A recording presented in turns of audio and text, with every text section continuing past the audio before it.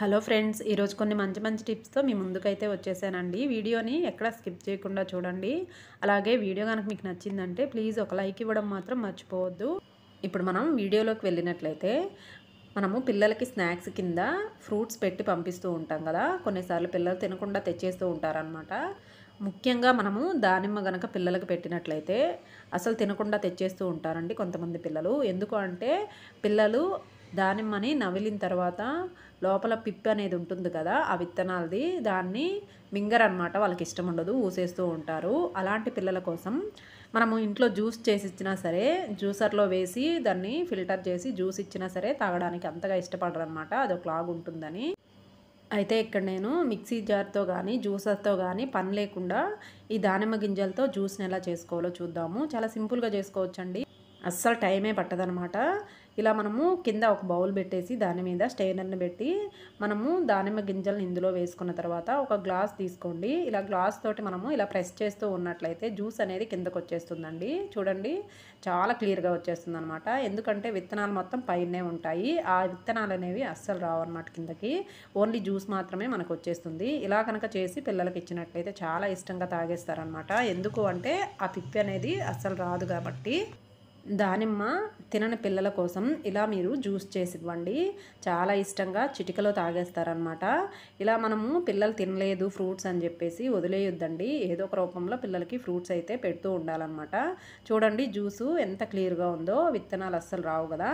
So ఇలా మనం సింపుల్గా చేసేసుకోవచ్చండి. పిల్లలకే కాదు పెద్దవాళ్ళు కూడా ఈ విధంగా చేసుకొని తాగేయచ్చు అనమాట. చాలా బాగుంటుంది. మనం ఇందులో ఎలాంటి షుగర్ కానీ ఏమీ వేయాల్సిన అవసరం లేదనమాట. ఎందుకంటే దానిమ్మ ఆల్రెడీ స్వీట్ ఉంటుందండి, స్వీట్గా పుల్లగా ఉంటుంది కదా, చాలా టేస్టీగా. సో ఇలా చేసి పిల్లలకి ఇచ్చేసేయండి, వాళ్ళు నీట్గా తాగేస్తారనమాట. చాలా ఇష్టంగా కూడా తాగుతారు. ఈ టిప్ అయితే దానిమ్మ తినని పిల్లలకి చాలా బాగా యూజ్ అవుతుందండి. నచ్చితే కనుక మీరు కూడా ఒకసారి ట్రై చేసి చూడండి. ఇంకా నెక్స్ట్ టిప్లోకి వెళ్ళినట్లయితే మనము రెగ్యులర్ వేర్ కోసం బట్టల్ని తెచ్చుకున్నప్పుడు వాటర్లో నానబెడతాం కదండి. ఒకవేళ అవి కలర్ పోతాయో లేదో చెక్ చేసుకోవడానికి వాటర్లో నానబెట్టి తర్వాత యూస్ చేసుకుంటాం కదా. ఇలా వాటర్లో నానబెట్టే ముందు మీరు ఏం చేయాలి అంటే ఇందులో కొద్దిగా కల్లుప్పును కానీ లేదు అంటే సాల్ట్ను కానీ వేసి నానబెట్టండి. 2 లేదా 3 టేబుల్ స్పూన్లు కల్లుప్పుని ఇలా వేసేసేయండి వాటర్లో. మొత్తం కూడా కరిగిపోతుంది కదా. అప్పుడు మనము బట్టలను కనుక నానబెట్టినట్లయితే కలర్ అనేది, ఒకవేళ బట్టల్లో కలర్ పోతున్నా సరే ఈ బట్టల నుంచి కలర్ని ఎక్కువగా రానియకుండా ఆపుతుందన్నమాట. సో ఎప్పుడైనా మీరు ఈ చిట్కాని పాటించి చూడండి, చాలా బాగా వర్కౌట్ అవుతుందన్నమాట.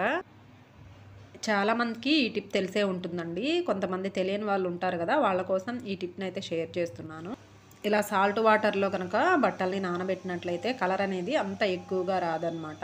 సో ఈ టిప్ చాలా బాగా యూజ్ అవుతుందండి. ఒకసారి మీరు కూడా తప్పకుండా ట్రై చేసి చూడండి.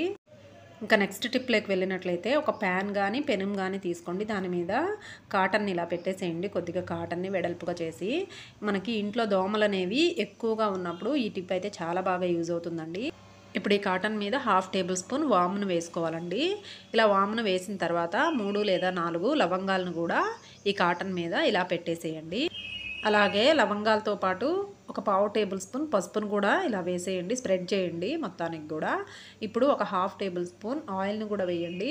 ఏ ఆయిల్ అయినా పర్లేదండి, మనం వంటకు వాడేదైనా, లేదు అంటే కొబ్బరి నూనె అయినా వేయండి. ఇంకా మీ దగ్గర వేప నూనె కనుక ఉంటే దాన్ని వేయండి, ఇంకా చాలా బాగా పనిచేస్తుంది అనమాట. ఇలా ఈ కాటన్ని మడిచేసి ఇప్పుడు స్టవ్ ఆన్ చేసి స్టవ్ మీద కాసేపు ఈ కాటన్ని వేడి చేయాలండి. ఇలా వేడి చేయడం వల్ల ఏంటంటే లోపల ఉండే వాము ఇంకా లవంగాలు ఇవన్నీ కూడా బాగా వేడైపోతాయి అన్నమాట. మనం ఇక్కడ వేసిన పదార్థాలన్నీ కూడా ఘాటుగా ఉంటాయండి. ఈ ఘాటైన స్మెల్కి ఏంటంటే మన ఇంట్లోకి దోమలు అనేవి అంతగా రావు అనమాట. చూడండి, ఇక్కడ చూపిస్తున్నాను కదా, ఇలా వేడి చేసుకోవాలి. ఇలా వేడి చేస్తే లోపల చూడండి వాము ఈ లవంగాలు ఇవన్నీ కూడా బాగా హీట్ అయిపోయాయండి. ఇలా హీట్ చేయడం వలన వీటి నుంచి ఘాటైన స్మెల్ వస్తుందన్నమాట.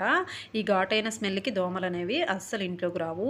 ఇంట్లో మనకి దోమలు ఎక్కడ ఎక్కువగా కనిపిస్తూ ఉన్నాయో ఇలా పెట్టేసామంటే ఈ స్మెల్కి అస్సలు రావు. ఈ టిప్ చాలా బాగా యూజ్ అవుతుందండి, ఒకసారి ట్రై చేసి చూడండి. ఇంకా నెక్స్ట్ టిప్ ఏంటి అంటే మనము రెగ్యులర్ వేర్కి కానీ అలాగే ఫంక్షన్ వేర్ కానీ ఇలాంటి గాజులన్నీ వాడుతూ ఉంటాం కదా. ఈ గాజులు ఏంటంటే మనం వాడిన తర్వాత కొన్ని రోజులకి షైనింగ్ అనేది తగ్గిపోతూ ఉంటాయన్నమాట. ముఖ్యంగా స్టోన్స్ గాజులు ఏంటంటే షైనింగ్ బాగా తగ్గిపోయినట్టు అనిపిస్తాయి కొన్ని రోజులకి. అయితే ఈ గాజుల్ని మనము మళ్ళీ తిరిగి షైనీగా వాడుకోవడానికి ఇక్కడ నేను ఒక మంచి టిప్ని అయితే షేర్ చేస్తున్నానండి. బాగా యూజ్ అవుతుందన్నమాట. మన ఇంట్లో వ్యాజ్లిన్ ఉంటుంది కదా, వ్యాజ్లినే కాదండి, ఏదైనా మాయిశ్చరైజర్ క్రీమ్ ఉంటుంది కదా, దాన్ని కొద్దిగా తీసుకొని గాజుల మీద ఈ విధంగా అప్లై చేయాలండి. మొత్తానికి కూడా ఇదే విధంగా అప్లై చేయాలన్నమాట. మీ దగ్గర ఏవైతే షైనింగ్ తగ్గాయి అనిపిస్తాయో గాజులు, వాటికి ఈ విధంగా అప్లై చేసేసి కాసేపు పక్కన పెట్టి తర్వాత చూడండి, గాజులు అయితే చాలా షైనీగా తయారైపోతాయి అన్నమాట. ఈ టిప్ అయితే మన అందరికి కూడా చాలా బాగా యూజ్ అవుతుందండి. మీరు కూడా తప్పకుండా ఒకసారి ట్రై చేసి చూడండి. ఈరోజు వీడియోలో టిప్స్ అన్నీ కూడా చాలా మంచి టిప్స్ అండి. తప్పకుండా ట్రై చేసి చూడండి. ఇంకా వీడియో కనుక నచ్చిందంటే ఒక లైక్ చేసి మీ ఫ్రెండ్స్ అండ్ ఫ్యామిలీతో షేర్ చేసుకోండి. Thank you for watching.